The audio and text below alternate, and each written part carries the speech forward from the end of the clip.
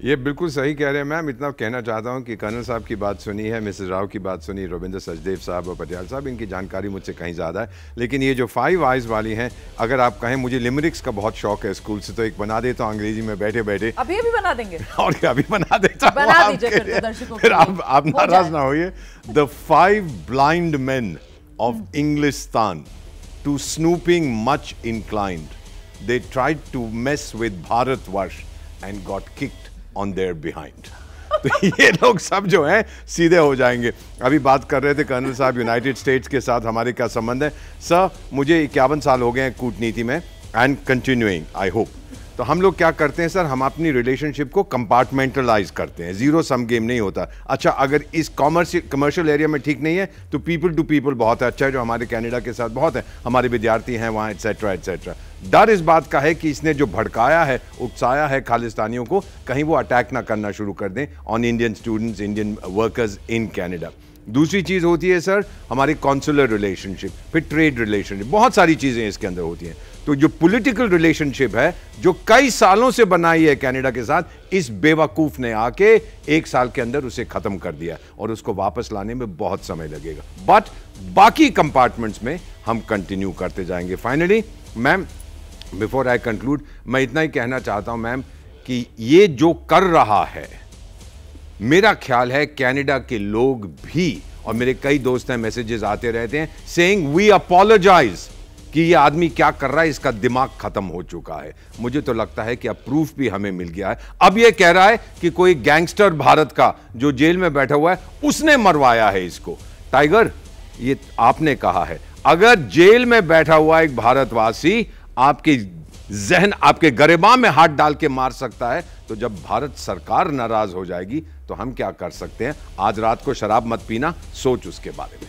ठीक है सर, आप नसीहतें बड़ी शानदार दे रहे हैं ट्रूडो साहब को। बस मैं तो यही चाह रही हूँ कि कोई उनको इस हिंदी को ट्रांसलेट करके अंग्रेजी में उन तक आपका मैसेज जो है वो पहुंचा दे। उसी से काफी हद तक ये मामला सुलझ जाएगा। समझ जाएंगे ट्रूडो साहब कि भारत आखिर किस तरीके से जवाब दे सकता है उनको।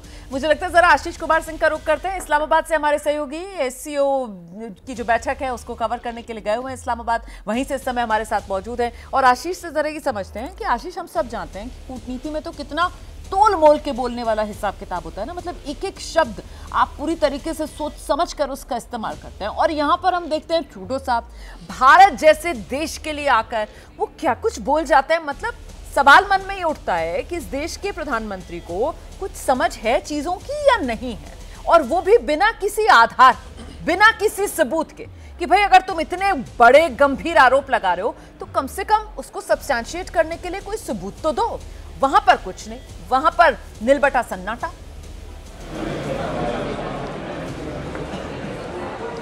देखिए, वो तो सोच समझ करके अपने पैर पे कुल्हाड़ी मार रहे हैं। आप बिल्कुल ठीक कह रही हैं। एक बार नहीं, यही एलिगेशन कनाडा की तरफ से खुद ट्रूडो ने पहले भी लगाया था रोमाना।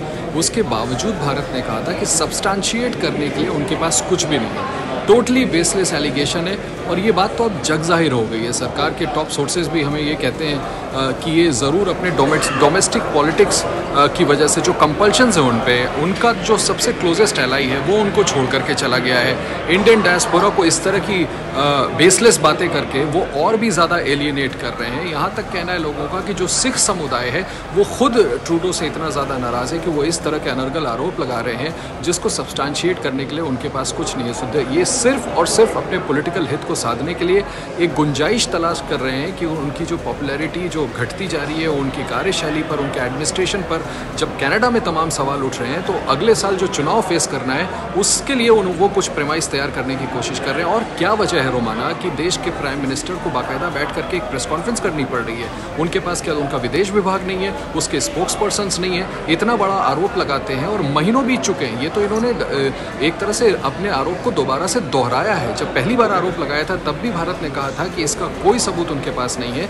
और इस बार सिर्फ पॉलिटिकल गेन्स के लिए, वो भी डोमेस्टिक पॉलिटिकल गेन्स के लिए इसको एस्केलेट करना था। इस वजह से भारत के अधिकारियों पे सवाल उठा दिया, उनको वापस भेज दिया। मुझे लगता है माकूल जवाब दिया है भारत ने कि ठीक उसी टके के जवाब में उन्होंने उनके डिप्लोमेट्स को भी वापस भेज दिया है। क्लियर कट संदेश है भारत की तरफ से कि अगर आपके पास कोई सबूत नहीं है, इस तरह के बेसलेस आरोप भारत किसी भी तरह से कबूल नहीं करेगा। आप SCO का जिक्र कर रही थी, कोशिश करेंगे हम जरूर यहाँ पर विदेश मंत्री डॉक्टर जयशंकर पहुँचे, अगर उनसे कोई हमारा इंटरफेस हो पाता है तो ज़रूर उनकी भी प्रतिक्रिया लेने की हम कोशिश करेंगे इस पूरे मामले में। बिल्कुल इंतजार रहेगा अगर उनकी तरफ से कोई प्रतिक्रिया आप ले पाते हैं। इस्लामाबाद में जहां पहुंचे हैं विदेश मंत्री एस जयशंकर एससीओ की बैठक में हिस्सा लेने के लिए, वहीं से हमारे सहयोगी आशीष कुमार सिंह को आप देख रहे हैं इस्लामाबाद से हमारे साथ मौजूद हैं। मैं जल्दी से अब जरा जगविंदर पटियाल का रुख कर लेती हूँ। जगविंदर, जिस बात का जिक्र देखिए आशीष कर रहे थे कि साहब वो कहीं ना कहीं अपने डोमेस्टिक हित साधने के लिए, लेकिन इसके जरिए वो नुकसान कितना बड़ा कर रहे हैं और खासतौर से उस पूरे के पूरे सिख समुदाय का वो नुकसान कर रहे हैं जो कनाडा में रहता है, कि आप अपनी घरेलू राजनीति साधने के लिए उस पूरे के पूरे सिख समुदाय को कहीं ना कहीं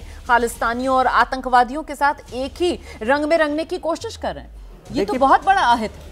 पहली बात यह है कि अगर जस्टिन ट्रूडो के पूरे बयान को देखा जाए जो उन्होंने प्रेस कॉन्फ्रेंस की आज, तो एक तरह से एक प्राइम मिनिस्टर ने यह भी माना कि मेरे देश में मैं अपने सिटीजन को सुरक्षित नहीं रख पाता हूं। यानी वो कन्फेशन कर रहे हैं कि मेरे देश में कुछ भी होता रहे मुझे पता नहीं है।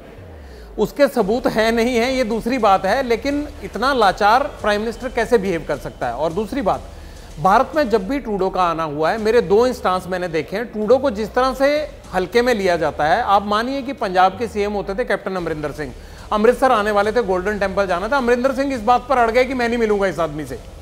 मैं जब वहां गया था तो मुझे ठीक से वहां के लोगों ने घेर लिया और वहां कोई सिस्टम नहीं था, लॉलेसनेस थी, तो अमरिंदर सिंह ने मना कर दिया। फिर विदेश मंत्रालय ने इंटरवीन किया और अमरिंदर सिंह को कहा कि कम से कम फेस सेविंग के लिए जाइए, आप मिल तो आइए, ऐसे मत कीजिए। कोई प्रधानमंत्री आया है तो हम ऐसे नहीं कर सकते, वो पंजाब में स्वर्ण मंदिर में आए हैं, आप जाइए। तो अमरिंदर सिंह गए।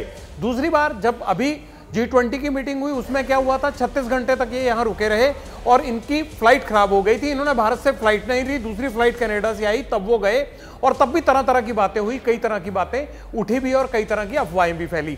तो बड़ा सवाल ये है कि जस्टिन ट्रूडो एक तरह से कोई भी चीज कहने से पहले गरिमा का, कूटनीतिक रिश्तों का कितना ख्याल रखते हैं। इन दोनों इंस्टांस से ये साबित हो जाता है कि ये ऐसे बिहेव करते हैं जैसे कि कोई डिप्टी कमिश्नर बिहेव कर रहा हो। मैं कहूँगा डिप्टी कमिश्नर भी थोड़ा सीरियस होता है, लेकिन इनके बिहेवियर से ऐसे लगता है कि किसी भी चीज़ को इतना लाइटली ये कह जाते हैं कि इनको उसकी गहराई का पता ही नहीं होता है। हालांकि किसी भी प्राइम मिनिस्टर के बारे में मेरे जैसा आदमी ये कहे तो अजीब लगता है, लेकिन पास्ट में जो कुछ हुआ है उसे देखकर यही लगता है कि उनको दूसरे पर कीचड़ उछालने की बजाय अपने घर को व्यवस्थित करने की ज्यादा जरूरत है, जिसमें वो नाकाम रह रहे हैं।